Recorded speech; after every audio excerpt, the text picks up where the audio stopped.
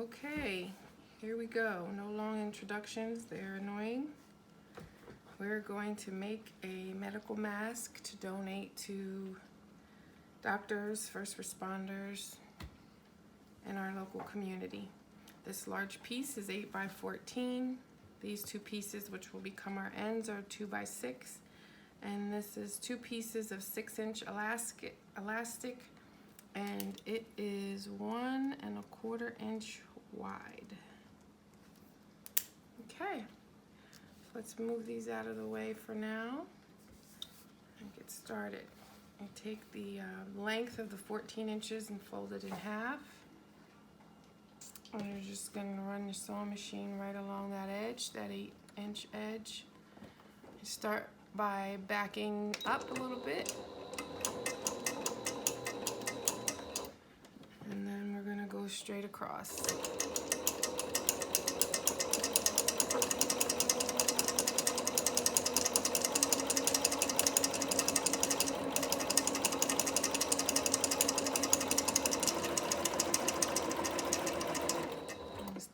Close that off by backing up over the stitch again. And I'm going to use the machine to cut that off.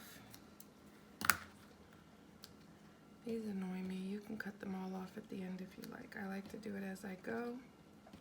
Now I'm going to turn this right side out, and just to make sure I have my seam completely out, I'm going to run over that with the iron and then flip it around the other end. Now I flip this over, my handy little guide, and this shows me where to mark. So I'm going to mark at 1.5 inches, 2.5 inches, 3 inches, 4 inches, 4.5, 5.5. And I'm going to flip over here and mark the same on the other side.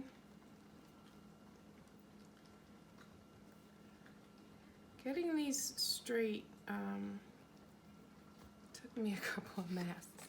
So now my little guide that I created, and you can create one of your own, shows me where to iron. So I'm going to start at this first mark at the 1.5 inches, 1.5 inches. It's going to take this over here. This is an easy press mat so that I don't burn my table. I'm just using the iron on the cotton setting. And now I have a pleat in there. I'll do a little TV magic and show you after you fold and iron at the 3-inch and at the 5-inch, this is what it's gonna look like. And then we're gonna take our pins. We take that first pleat in there, which is at 2.5, which is at 1.5, and we're gonna take it up and match it there.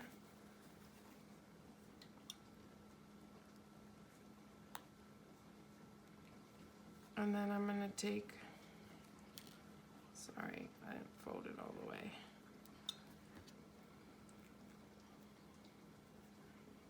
Okay, and then we're gonna take the next crease and fold it to the next marking.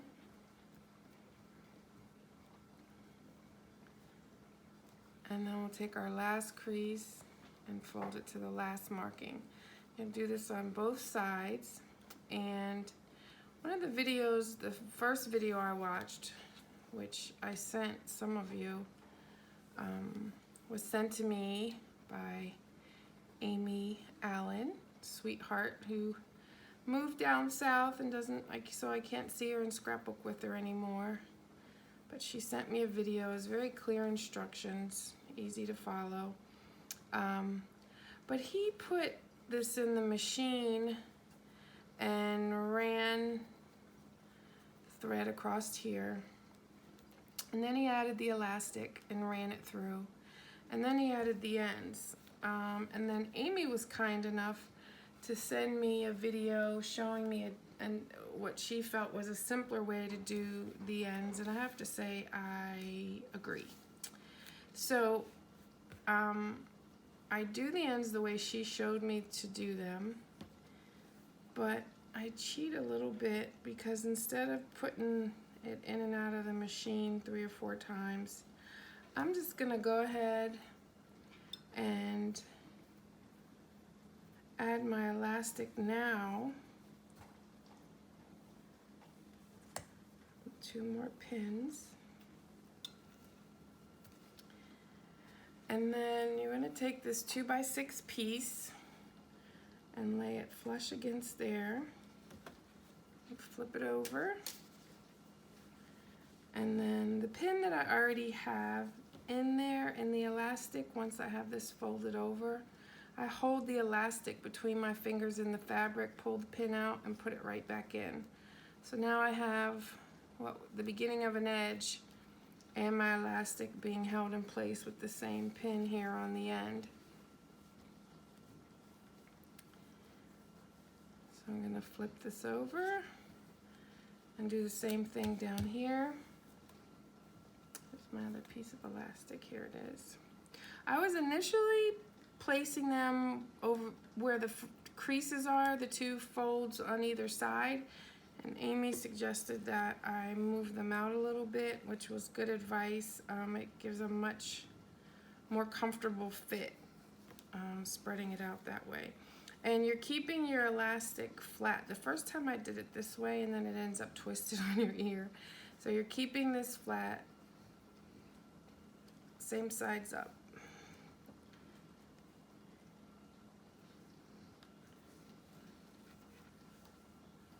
Get that pin in there.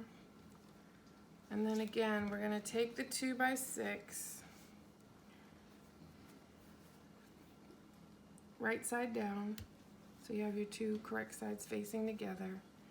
Just wrap it around, hold on to that elastic, add the fabric, do the same thing on the other side, hold on to the elastic. Now I'm gonna run this through the machine, and this is only my 2nd time into the machine now instead of the 4th or 5th. If I wasn't trying to mass produce these, I've actually made a couple with specific characters that I wanted to line up a certain way, and time was not of the essence.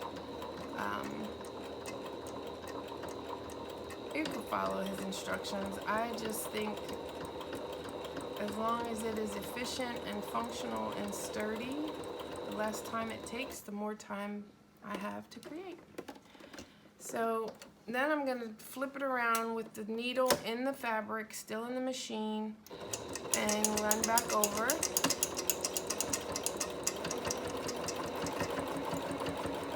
And then I'm going to double back. I have a button on my machine. Most people have a lever or a button. But just to tie things off. Now I'm going to pull those pins out and put those back, and then I'm going to do the other end. And you see how quick and simple this is. I'm hoping that it motivates you to want to do this and takes away any fear or anxiety you have about it. I was nervous that they would be a hot mess. And the first few definitely had some flaws, and I wouldn't say that anything that I've done is without its imperfections. But they're functional, and they're protective, and put it out there that I was doing this to see who else wanted to do it as well. And I have a few people interested, but I have more people asking for them than I do people who are comfortable making them. So you can see now I'm just pulling these edges over, and then I'm gonna somewhat instructions said to do this and some didn't. I like the look. I think it's a little bit cleaner. You can iron this down if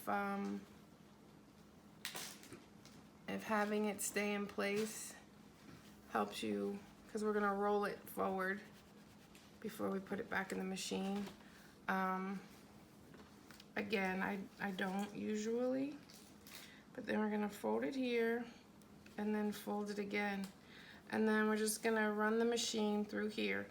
Now, if you wanna go to the machine just once, you could pin it.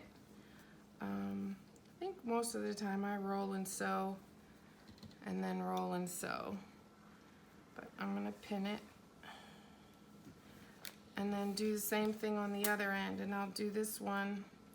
Be sure and keep your elastic from underneath of you so you don't stitch it up and you're edging. I've done that once or twice and had to pull something apart. You can see here, I'll do this end without the ironing so you can see that it's not too big a deal. Just depends on how comfortable you are, whether or not you want to run over it with the iron. And then you can pin this way or you can pin this way. Just make sure if you pin at all that you're grabbing hold of that corner that you've tucked so that you don't lose it when you get to the machine. I think I prefer my pins to go the way I did them on the other end. Then I don't have to pull them out as I'm sewing because the machine goes right over top of them. So now I'm putting this in the machine. Again, I'm going to double back to make sure that the end is knotted. And then I'm going to pull my pins out and turn it around. I try to do it with the needle down in the thread because then I stay lined up. And there, see, I didn't on this one. Make sure it goes back down in the same place. There we go. And then I run it back through a second time.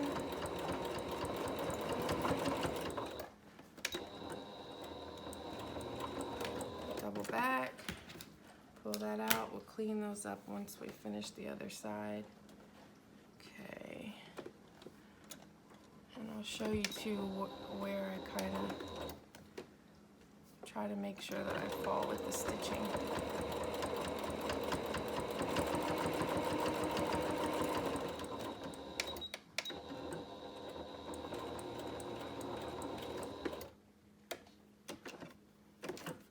Okay. Head back in the other direction.